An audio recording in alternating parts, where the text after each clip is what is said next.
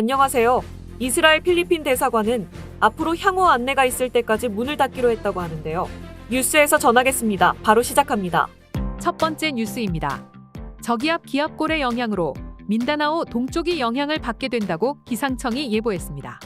일요일 오후 4시 기준 예보에 디나가트 섬, 수리가오 델 노르테, 수리가오 델 수르 등이 영향을 받을 예정입니다. 천둥, 번개, 홍수, 산사태 등의 가능성이 있습니다. 다음 뉴스입니다.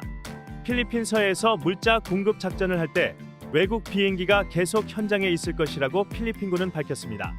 아윤인슐의 물자 공급 작전을 할 때 국적을 확인하지 않은 외국 비행기가 인근에 있었습니다.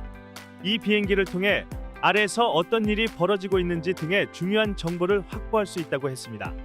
미국의 비행기를 요청했었는지에 대한 질문에는 미국과 필리핀이 상호 방위 조약이 있다고 대답했습니다. 다음 작전에도 미국 비행기가 있을 것이냐는 질문에는 그것이 중요하기 때문에 그렇게 되기를 기대한다고 했습니다. 다음 뉴스입니다. 필리핀 대통령궁은 하마스의 공격으로 인해 목숨을 잃은 이스라엘 사람들을 위로하고 조문한다고 밝혔습니다. 필리핀은 유엔 헌장에 나와 있는 대로 외부의 억압에 대한 자기 방어의 권리를 충분히 이해한다고 했습니다. 봉봉 마르코스 주니어 대통령은 모든 부처들은 OFW들의 안전을 확보하는 데 총력을 기울이라고 했습니다. 이스라엘 필리핀 대사관은 10월 8일 일요일부터 향후 안내가 있을 때까지 문을 닫기로 했습니다. 최근에 이스라엘과 팔레스타인 충돌 때문입니다. 그리고 필리핀어들에게 외출을 삼가하고 안전지대에 머물라고 권고했습니다. 다음 뉴스입니다. 지프니 기본요금 1페소 인상안이 효력을 발휘했습니다. 전통적인 지프니는 13페소, 신형 지프니는 15페소입니다. 일부 지프니 기사들은 LTFRB가 인상된 요금표를 배포하지 않아 13페소를 받으면 불만이 제기된다면서 여전히 12페소를 받고 있습니다. 그러나 LTFRB는 요금표 없이도 인상된 요금을 받아도 된다고 밝혔습니다. LTFRB는 11월 24일 기본요금 5페소 인상 청원에 대한 청문회를 개최할 예정입니다. 다음 뉴스입니다. 재무부는 마라위 사태 피해자 보상금으로 특별 재정 10억 페소를 승인했습니다. 마라위 사태 당시 어떤 형태든지의 건물주, 마라위 재건 사업을 위해 해체되어야 하는 건물주, 이와 관련된 사람이 사망한 경우 그의 상속인 등이 지원 대상입니다. 다음 뉴스입니다.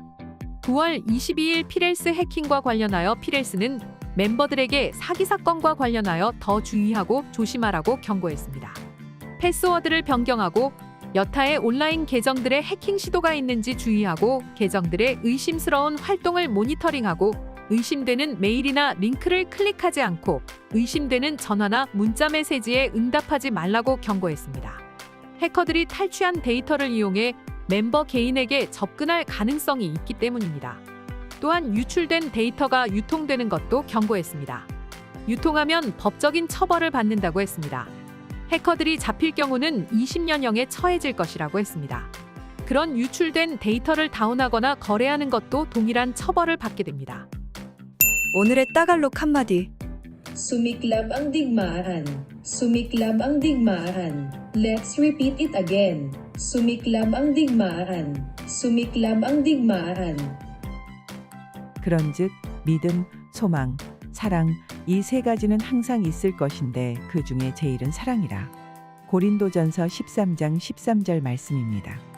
네, 오늘 뉴스는 여기까지입니다. 필리핀 뉴스룸의 구독과 좋아요는 더욱 좋은 뉴스를 전하는 데 큰 힘이 됩니다. 감사합니다.